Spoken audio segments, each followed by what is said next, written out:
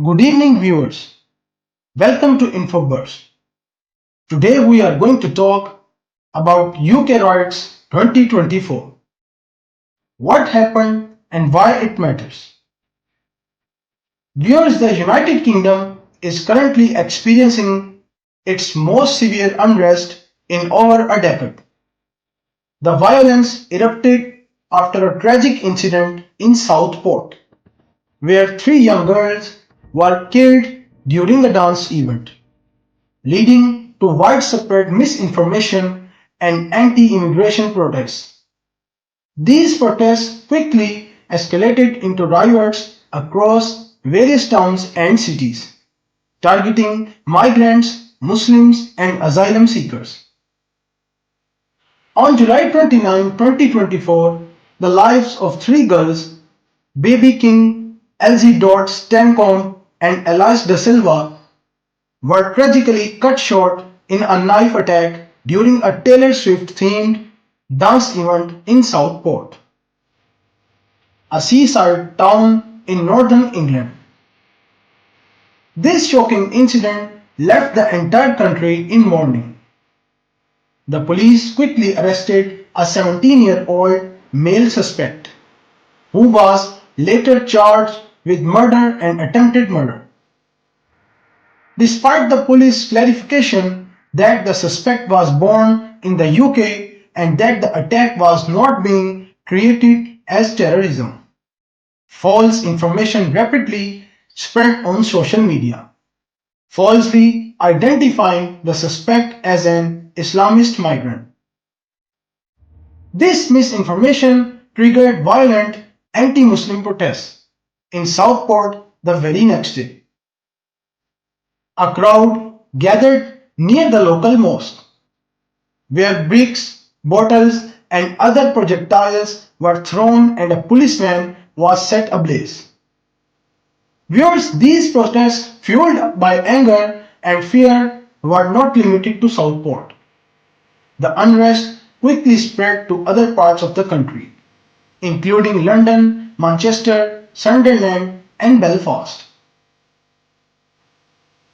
In these places, far-right groups, primarily composed of agitators from outside the local communities, targeted mosques, hotels housing asylum seekers, and even police officers. Shops owned by Asians were looted and public buildings were vandalized. Viewers, one of the most alarming aspects of this unrest is the involvement of well-known far-right activists such as Stephen Lenin, commonly known as Tommy Robinson.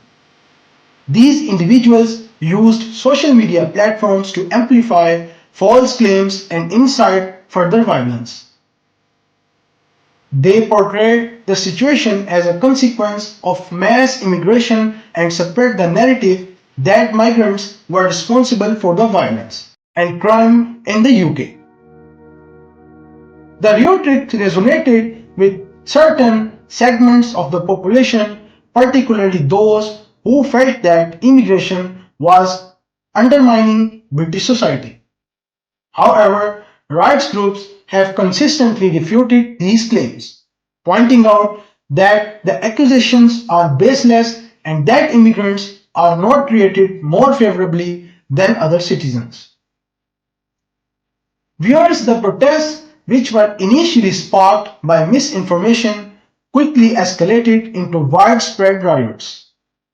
Police forces across the country struggled to contain the violence, making over 400 arrests since the unrest began. More than 120 individuals have already been charged in connection with the riots, and the UK government has promised to take a firm stance against those involved. Prime Minister Keir Starmer has condemned the violence, labeling it as far-right thuggery, and has vowed to bring those responsible to justice. Viewers, the government has also criticized social media companies for not doing enough to prevent the spread of disinformation that fueled the riots. In response, representatives from major tech companies including TikTok, Meta, Google, and Twitter have been called to address their role in amplifying false messages that led to unrest. The violence and unrest have not gone unnoticed by the international community. Several countries, including Malaysia, Nigeria, Australia, and India, have issued travel advisories, urging their citizens to be cautious while in the UK and to avoid areas where protests and riots are taking place. Viewers, this situation has placed the UK in a difficult position as it attempts to balance addressing domestic issues with maintaining its international reputation. In some cities such as Rotherham and Belfast, the riots took on particularly disturbing forms. In Rotherham, a hotel housing asylum seekers was attacked by a mob that smashed windows and set a large garbage container ablaze outside the building. The hotel staff and residents were left terrified, and some even barricaded themselves inside the hotel to protect themselves from the rioters. In Belfast, the violence took on a racist element, with reports of a man being assaulted and having his leg stamped on in what is being investigated as a hate crime. Viewers, the unrest in these areas has further highlighted the deep divisions within British society, particularly around the issues of immigration. While the riots have primarily been driven by far-right agitators, there has also been a significant response from anti-racist and anti-fascist groups.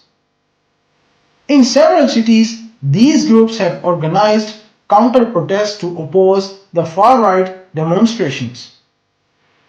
Viewers in Bristol, for example, anti-racism protesters locked arms to prevent far-right demonstrators from storming a building housing asylum seekers.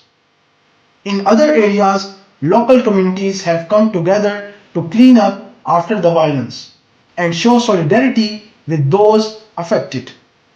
The focus must be on building a more inclusive and cohesive society where all individuals, regardless of their background, feel safe and valued. This has been an InfoBuzz.